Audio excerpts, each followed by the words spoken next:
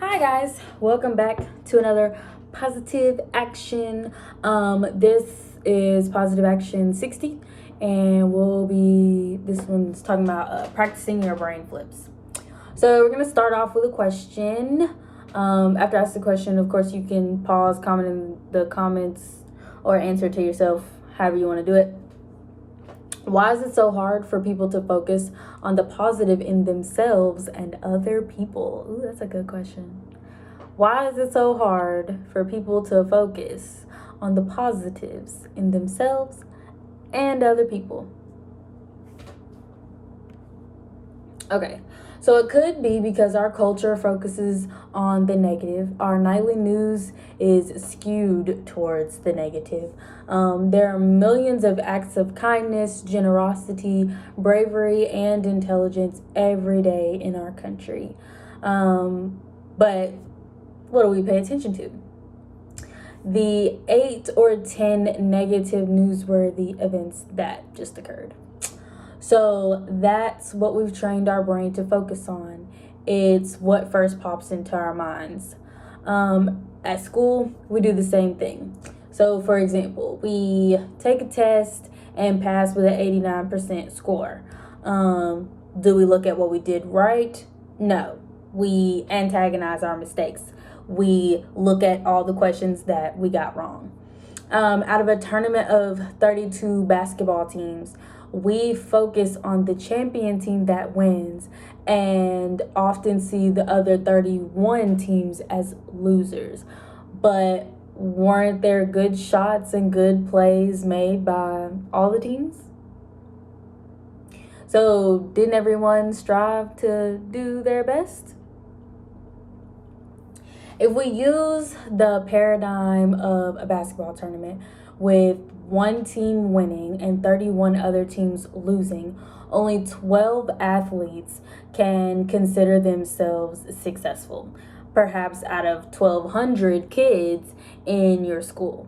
So if you multiply that by 31 other teams and all the kids in their schools, assuming a 1,200 student population at each of those schools, you wind up with 37,200 teens who feel like losers. That's a pretty dismal outcome. So it's a pretty not great outcome. When we add in our school population, it comes to 38,400 teens, which is a lot of people to sacrifice to a bad idea.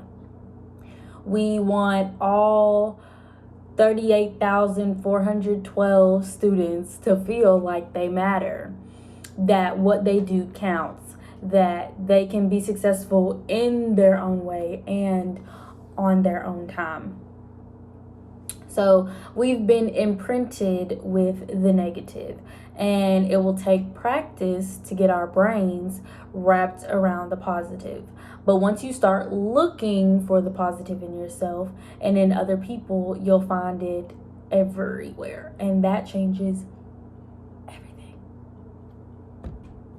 So I'm going to read a list of negative thoughts that pass through our minds every day. And I want you to choose 3 from the list, write them down, and reframe them. So I'm going to say these. I'm going to say them twice. I'm going to say each one of them twice.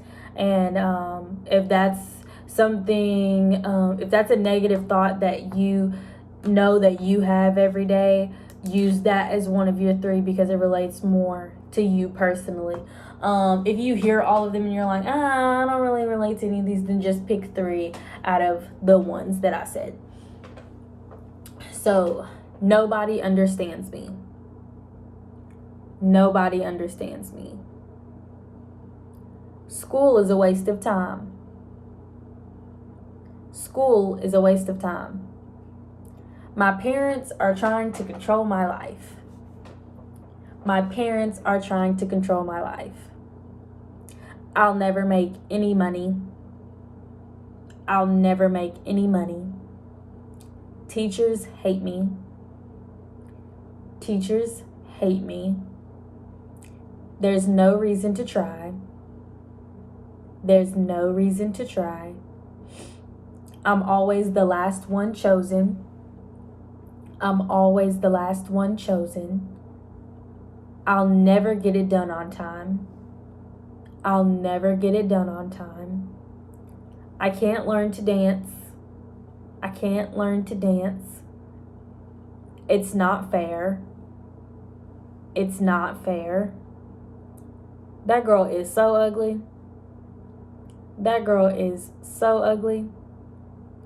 That guy is so dorky. That guy is so dorky. It's too hard for me. It's too hard for me. Everybody hates me. Everybody hates me.